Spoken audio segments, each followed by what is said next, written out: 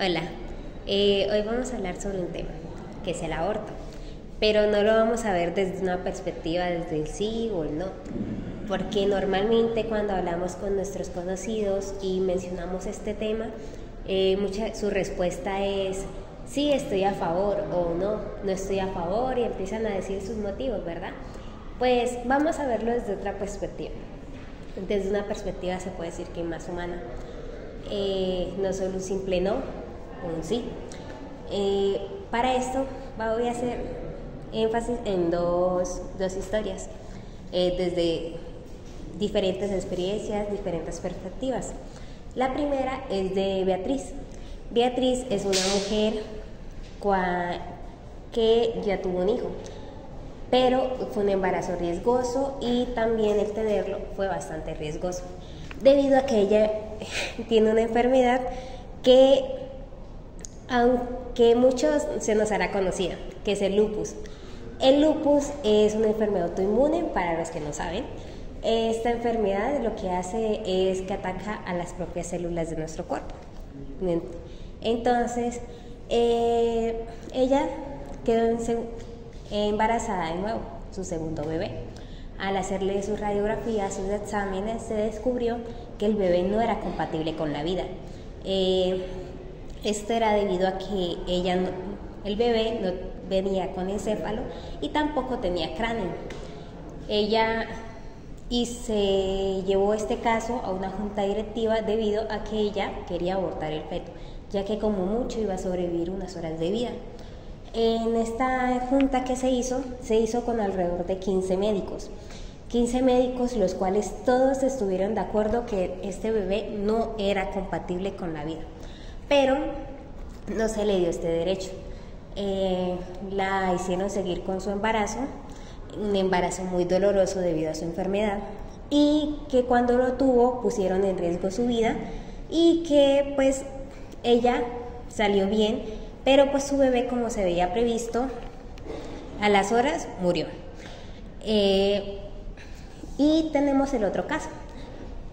Es una niña llamada Camila, 17 años, para nosotros una niña, apenas probablemente esté terminando su secundaria. Ella, debido a que sus papás, todo el mundo a su alrededor, ella estaba sola, no se veía capaz de criar un niño, decidió abortarlo. Ella sí tuvo el derecho a abortar, pero si lo pensamos un poquito, es una niña. Por más que queramos, ella no va a estar pensando en si estoy a favor o no estoy a favor. Ella va a estar pensando en qué pensarán las demás personas, qué seguirán pensando aquí en adelante sus papás de ella, sus amigos, que supieron que estaba embarazada y de repente no, qué dirán de ella. Apenas está comenzando la vida, ¿verdad? El caso de Beatriz sucedió en Argentina. Argentina es un país en donde su presidente dice que el aborto debería ser considerado un genocidio, pero en realidad es así. Pensémoslo desde una perspectiva de, si muchos de aquí hemos visto películas de asesinos o temas relacionados a eso, ¿verdad? O sabemos por noticias de algún asesino, mataron aquí a alguien en la esquina, probablemente en nuestra cuadra o por ahí cerca. Entonces siempre sabemos, siempre tenemos a alguien en la cabeza cuando nos hacen cuando hacemos referencia a un asesino. Pero si les pregunto directamente, ¿conocen a alguien que haya abortado, alguna mujer? ¿O conocen algún tema referente a esto, alguna historia como las que les acabo de contar? Bueno, y si les hago la siguiente pregunta, ¿conocen algún asesino? ¿Van a pensar en estas mujeres o van a pensar en cualquiera menos en ellas? Bueno, este es un tema que da muchas vueltas, ¿verdad? Pero el tema, a final de cuentas, nuestra respuesta quedará en nuestra cabeza y nos hará pensar más adelante. En la OMS están reportados que alrededor de 73 millones de personas, de mujeres, abortan al año.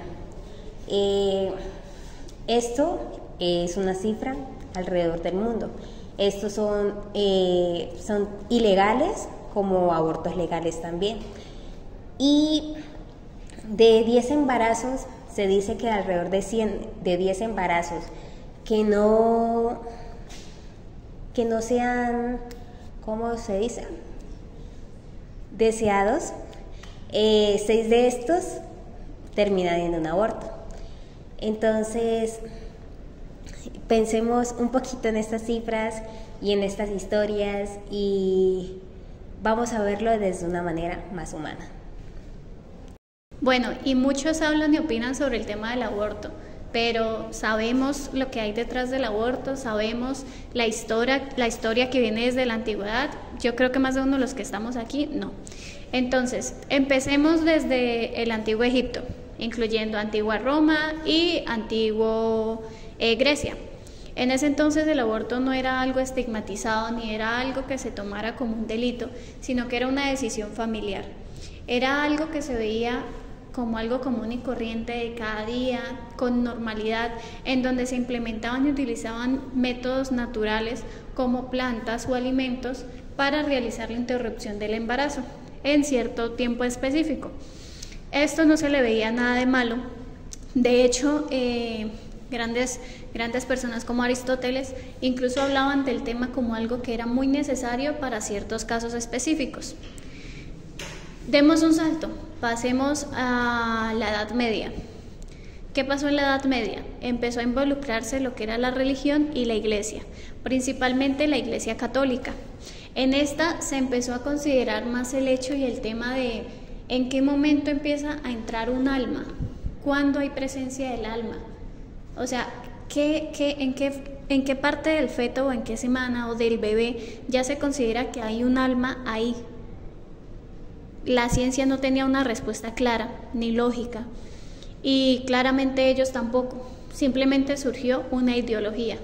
Algunos se tomaron la votación y dijeron que a los 40 días, otros que a los 80 días, pero ¿cuál es la realidad de este tema? No lo sabíamos. Por lo tanto, lo único que se realizó en ese entonces fue de una vez crucificar a esas mujeres en el sentido de que ya era una parte totalmente moral el hecho de considerar un aborto. Entonces, ¿qué pasa? Ya pasamos de que era algo normal y común a que era algo ilegal, algo que no se consideraba bien moralmente, algo que estaba totalmente prohibido y que se juzgaba y se rechazaba a las personas que tomaran esta decisión. Damos otro salto en el tiempo, llegamos al siglo XX. ¿Qué pasa en el siglo XX? Ya se empezaron a penalizar estas acciones y estas decisiones. ¿Por qué? Porque sencillamente ya se considera que no hay forma de aceptarlo. Entonces, pero ¿qué pasa también en el siglo XX? Se supone que es el tiempo de cambios, es el tiempo de evoluciones, es el tiempo donde empiezan los movimientos, que se presentan movimientos feministas, avances en la ciencia, cambios en la religión y cambios en los países. ¿Todo esto con qué? Con la búsqueda de obtener asimismo como una mejoría en la salud, un cambio. Empezaron nuevos debates del sí, del no, de por qué, de justificaciones, de razonamientos, todo esto buscando una respuesta que a pesar de que esto lleva siglos, lleva desde la antigüedad, no se ha obtenido. Simplemente va cambiando a medida de que nosotros mismos vamos evolucionando y vamos cambiando nuestra forma de pensar y nuestra crítica, ya que esto más que un pensamiento es una crítica moral de lo que tiene cada persona. Listo, ¿qué es lo que pasa? Pasó todo eso y hoy en día algunos países los despenalizaron, aceptan el aborto, otros no. Claramente los que lo aceptan son en situaciones específicas, situaciones ya justificables según la ley y según la mayoría de votaciones de las personas lo consideran justificable. ¿Qué nos enseña esto? ¿Qué nos muestra? ¿Qué vemos gracias a esta historia? El aborto no es un tema fácil ni es un tema eterno, es un tema que, como la historia, como la medicina, como la ciencia, como nosotros, es un tema que va cambiando según el pensamiento, que se va tomando una decisión según la etapa en la que nos encontramos. ¿Y qué logramos con esto? Simplemente definir que más que un pensamiento, una crítica, una forma de juzgar, esto lo que es una parte de la historia humana que igualmente se sigue escribiendo. Listo, hablamos del aborto, mencionamos el aborto, todos decimos sí al aborto, no al aborto, no tomamos una posición al respecto, pero ¿cuáles son en realidad las caras del aborto? ¿En qué momento consideramos los diferentes puntos de vista y vemos como algo más allá de lo que nosotros podemos ver en una primera portada? El aborto tiene muchas situaciones, como por ejemplo, tenemos una situación de una mujer que quiere a su bebé, pero ¿cuál es el problema? Que es un parto delicado, es un embarazo riesgoso, como lo son en los casos de preeclampsia, de diabetes gestacional, de enfermedades causadas por el toxoplasma que genera deformidades en el bebé. O sea, hay situaciones. Y entonces, ¿en qué momento empieza el derecho de la mujer a la vida? Y bueno, nosotros mencionamos la palabra aborto y se nos viene a la mente una sola idea, una sola postura, un solo pensamiento. Pero, ¿cuáles son las múltiples caras del aborto? ¿Qué es lo que realmente hay más allá de lo que nosotros podemos ver en una simple carátula? ¿Qué podemos deducir y qué podemos observar de la realidad de este tema? Muchas mujeres no pueden tener a sus hijos por cuestiones económicas, por cuestiones ya de que la soledad les juega una mala jugada en la parte psicológica y pueden causar un daño no solo a ellas mismas, sino también al bebé. En algunos casos, pues también por cuestiones de que son violentadas. ¿En qué momento nosotros pasamos a tomar los derechos de la mujer? ¿En qué momento, hasta dónde van los derechos míos como persona y hasta dónde llegan los derechos de aquel ser que van a ser? El aborto tiene muchas posturas y tiene muchas partes. Por ejemplo, en el caso de una persona violentada, yo conocí una persona que simplemente no tuvo al bebé porque se presentó una situación de violación y ella lo hizo en silencio. ¿Por qué? Más por el miedo y por el hecho de tenerlo, es por el hecho de la sociedad. Porque la sociedad se cree una autocrítica que puede estar opinando y juzgando absolutamente todo de las vidas ajenas, pero no revisan las de ellos mismos. Otras situaciones que se presentan son las de salud. Muchas veces el aborto se proporciona es también por las situaciones en las que se genera un embarazo riesgoso, como es la preeclampsia, como es la diabetes gestacional, como son los problemas en el bebé durante su formación por el toxoplasma, entre otras enfermedades. Pero, ¿qué es lo que pasa con esto? Que nosotros simplemente no vemos todos esos detalles. Nosotros vemos una mujer que está en embarazo y simplemente juzgamos y decimos, tenemos que crucificar a esta mujer porque abortó. Pero no vemos que de pronto ella sí quería, pero el bebé venía en una mala situación. Un ejemplo serían los bebés que se presentan con síndrome de Down. En estos casos, normalmente entre la semana 14 a 16 se realiza una ecografía para verificar si viene con estas malformaciones. ¿Qué es lo que pasa? Usted como madre, si usted no tiene una buena base económica, si no tiene pareja, si está sola totalmente y no tiene apoyo de sus padres más encima, ¿sería capaz de tener un bebé así sabiendo los cuidados tan específicos que hay que tener? Que en el caso de que usted llegue a fallecer primero, esa criatura que usted trajo al mundo por su decisión propia, va a estar sola, va a estar sin cuidados, va a estar en una sociedad que es tan crítica y que, o sea, juzga absolutamente todo, que simplemente por ver que es una persona que tiene dificultades para ciertas situaciones o ciertos comportamientos, se burlan o realizan malos gestos o de una vez generan una incomodidad en el entorno. Las múltiples caras del aborto no son suficientes como para poderlas explicar, pero es algo que realmente nosotros tenemos que aprender, que no somos quienes para estar juzgando a las personas, que más que el aborto ser una decisión, es algo que hace parte de la humanidad. Y asimismo es algo que sucede todos los días en diferentes partes del mundo. Por lo tanto, más que verlo nosotros como una crítica, deberíamos tomarlo con más conciencia y ser más empáticos, tanto con la mujer como con la situación que se presenta. Bueno, yo les voy a hablar sobre ciencia, salud y derechos. Pues voy a comenzar con lo que se refiere a la ciencia y la medicina. Como tal, la Organización Mundial de la Salud dice que realizar un aborto inseguro, es decir, que una mujer realice un aborto sin unas condiciones médicas adecuadas, puede generar muerte a esas madres. Entonces eso ha sido un problema en varios países desarrollados, los cuales genera mucha que en vez de una opinión, más bien una alerta médica a esas situaciones, ¿sí?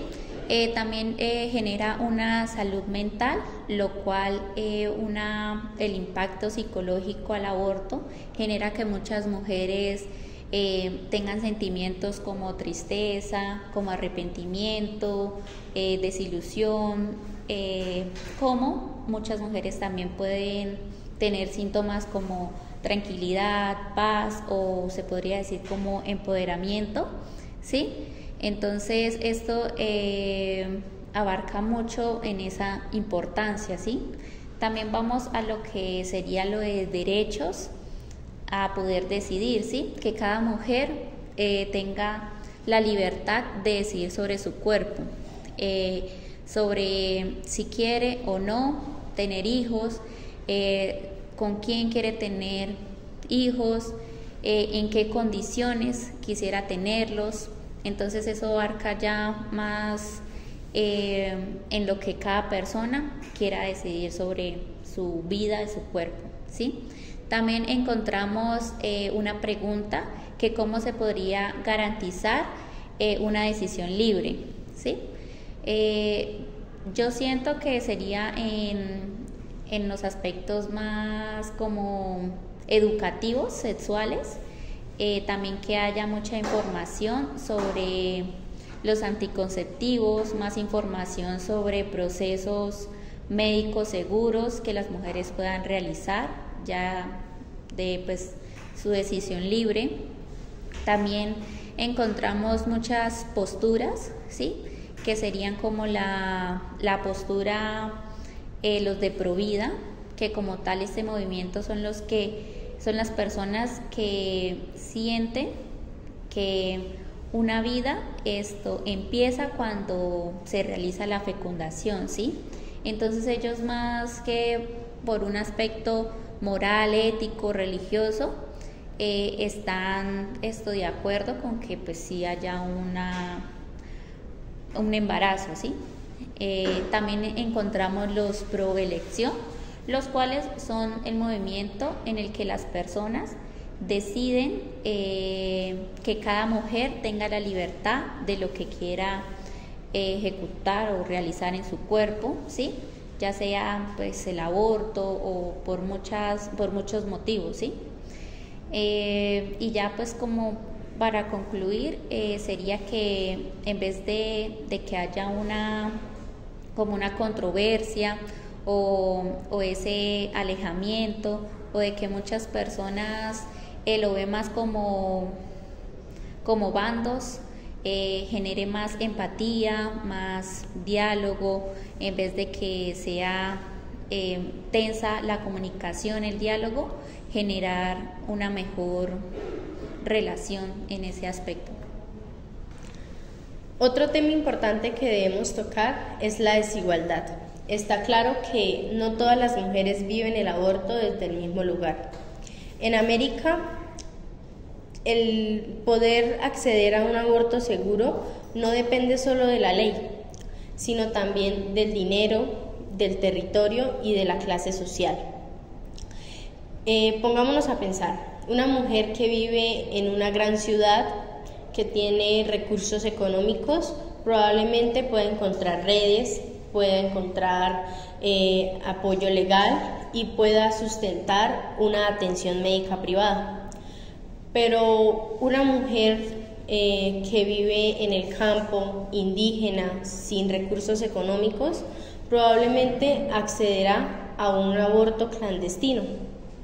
lo cual se estaría poniendo en riesgo, ya que esto puede causarle infecciones, hemorragias o incluso la muerte. La OMS nos dice que en las regiones con una ley restrictiva, 7 de cada 10 embarazos son inseguros. Y aún más importante, el 13% de las muertes maternas están relacionadas con abortos inseguros. Un ejemplo de esto es María, una niña de 16 años que vivía en la zona rural de Colombia y fue víctima de violación. Su hospital más cercano quedaba a 3 horas del camino, pero al momento de llegar al hospital ya era muy tarde. El proceso que había intentado hacer por sí sola le había causado una infección muy grave. Entonces, no se trata solo de prohibir, porque muchas veces prohibir también es condenar. Y desde una perspectiva ética, ¿es ético obligar a una niña a parir? ¿O es ético permitir que una mujer muera por no tener un acceso a un aborto seguro? ¿O es ético que algunas mujeres tengan más opciones que otras por el factor económico?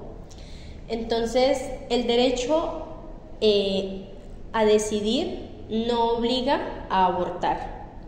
Por el contrario, nos está asegurando que quien lo necesite tenga un acceso a este aborto seguro sin miedo y sin dolor.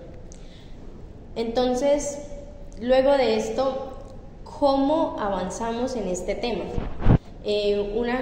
Una herramienta muy clave es la educación sexual, y no se trata de enseñar a tener sexo o enseñar a abortar, como muchas veces se acusa, sino se trata de evitar abortos no deseados y de brindar una información eficaz. Otra cosa es el acceso a anticonceptivos. La OMS dice que 218 millones de mujeres a nivel mundial no tienen acceso a anticonceptivos eficaces. Entonces, si cerramos esta brecha, es más probable que podamos reducir los embarazos no deseados. Y es que en los países donde hay un aborto legal y seguro, la tasa de abortos no aumenta, pero sí disminuye la tasa de muertes por abortos. Un ejemplo de esto es Uruguay. En Uruguay se legalizó el aborto en el 2012 y luego de esto la tasa de muertes por aborto ha sido del 0%. Pero no basta con tener acceso a un aborto seguro o a un procedimiento seguro. Esto va después de. Entonces también es necesario un apoyo post-aborto, porque muchas mujeres luego de esta decisión sufren muchos dilemas morales. Está claro que la culpa, el estigma y la sociedad muchas veces pueden causar dolor. Entonces, es importante que estas mujeres tengan un apoyo emocional y un apoyo psicológico, y aquí es donde el Estado, la salud pública y la sociedad deben estar presentes. Entonces, como ya lo hemos dicho, no se trata de el sí o el no.